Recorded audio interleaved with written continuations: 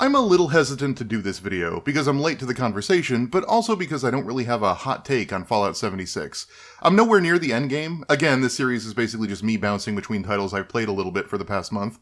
But so far it's exactly what you've heard from everyone else. A soulless, dead world to explore, and not in a cool way. But what interests me about Fallout 76 isn't so much how it's a disaster, but how, if you squint, you can kind of see the elevator pitch, and explanations for at least some of the subsequent decisions that landed us here. Video game pre-production being a notoriously well-guarded secret because of everything that happened to No Man's Sky, for example, will likely never know what the original vision for Fallout 76 was, especially with Bethesda in particular. Remember that Bethesda in 2018 still blacklists Kotaku for reporting on a leak that Fallout 4 would take place in Boston in 2013, so this is not a company that is open with its creative process or has any interest in showing how the sausage is made. But, if I were to give a charitable guess as to what the elevator pitch was, i.e. charitable in that one doesn't assume they just hot-glued some client-server communication to a regular Fallout game and shoved it out the door as a multiplayer title, but that they had actually pitched this title in good faith with the intent of making something worth playing,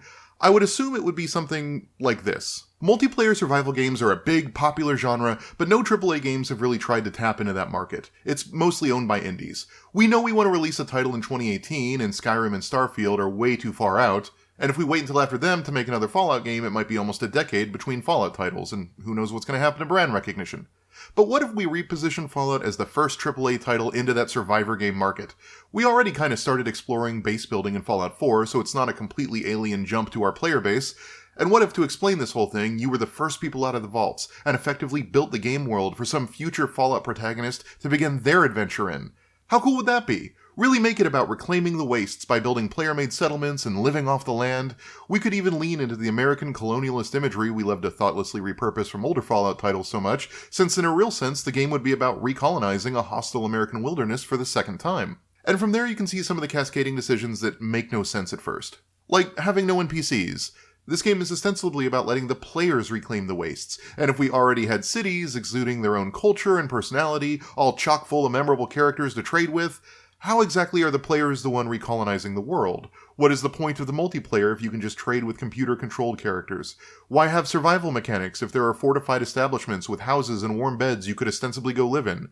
So instead, you strip out all of that and leave it to the players. They will build the cities and safe zones. They will establish their own factions, feed one another, and set up their own economy. They will be the heartless raiders and the quest givers and the traders or the townsfolk to one another. And on paper, in the abstract, that sounds really cool.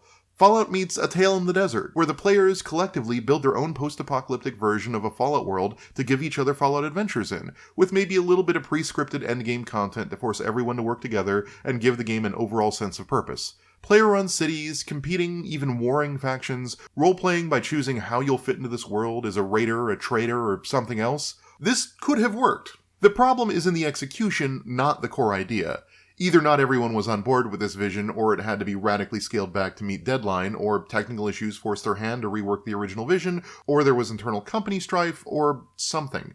We don't know what, and I'm not going to assume, but the end result is that they've gutted all of the single-player accoutrements like NPCs and cities, but never got around to implementing the systems that would facilitate that high-level social play the game seems to need. And this, more than anything else, more than the buggy nature of the game, more than its terrible user interface, more than its slightly dated engine, more than the lag, is what damns Fallout 76. Like, think about how Destiny facilitates social play. It has PvE stuff where you and other players shoot monsters in the overworld and can casually help one another if you want to in an ad hoc way. Story missions where you can play alone, or, if you want to, with friends. 3-man strikes that require coordination, but mostly just everyone shooting in the same direction rather than any sort of advanced social interaction. 6-person raids that require serious communication and planning, and a deathmatch mode with its own separate levels. There are clan mechanics and faction mechanics to build social organizations, super moves that can provide buffs to other players, and all super moves let players drop orbs of light that then encourage other players to chain their super moves. There's a lot of thought about how players will be interacting in every different mode, and how to facilitate different kinds of multiplayer experiences, from intensely competitive to super cash, from complex interactions with a big group to small one-off helping hands between strangers.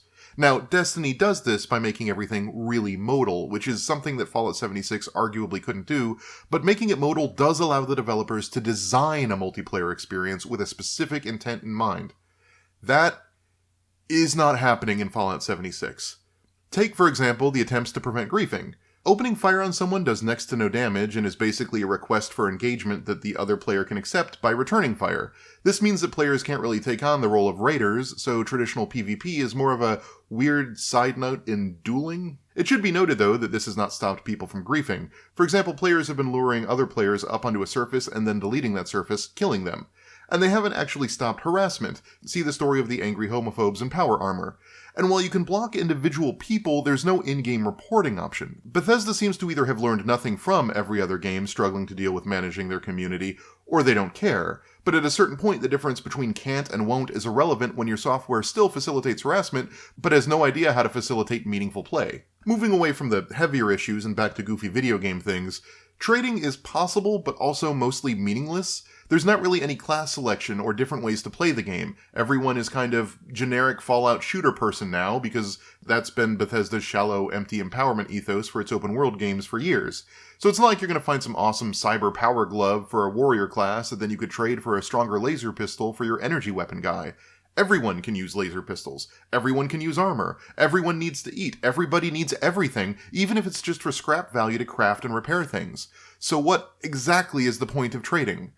And there are no faction or clan mechanics. There's no reason to group up. Though the fact that the fire breathers, responders, the military, and other groups all have big recruitment areas with tutorial tasks in the early game, and they get their own custom outfits to wear, makes me think that maybe they were on the table at one point. But they're not now, and you just complete different tutorial missions for each group over and over again. There also didn't seem to be any attempt to balance any of the level scaling. You can kill things well above your skill level so easily that there's rarely any reason to group up, like they were deeply afraid of the criticism that you can't play it by yourself. But then the loot tables also make no sense. I, a level 9 character, killed a level 20-something ghoul, who then dropped a level 40 sword, which wasn't even the weapon that ghoul was using.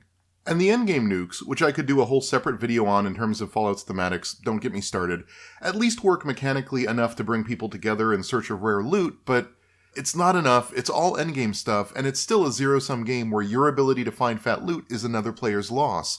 There's just no reason to engage in multiplayer in this, the tentpole Fallout multiplayer game. Look, I'm all for bold experiments in game design, even if they don't work out. But this isn't that. This isn't a radical, minimalist rethinking of what multiplayer means, kind of like Journey was. Nor is it a daring, social teamwork-based take on the survival genre like A Tale in the Desert. None of this feels intentional, it feels unfinished. They took out all of the Fallout single-player stuff and put back in nothing, systems-wise, to fill that void. There's no real reason or incentive to work together to build, fight, trade, craft, or explore, but that stuff is the whole selling point of the game and why so many concessions were made to the things players normally expect from a Fallout title. It's a multiplayer Fallout designed around preserving the skeleton of a single-player experience, and I have no idea why that is.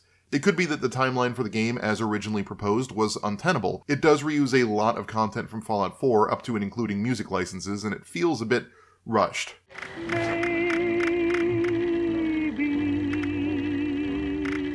Or it could be just a series of some of the worst creative choices being made at every moment during development, or it could be a sign of some sort of internal struggle and strife at the studio.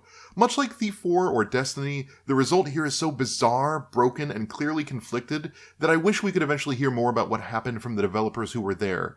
If it weren't for The Quiet Man, this would probably be the biggest WTF Happened Here game released this year.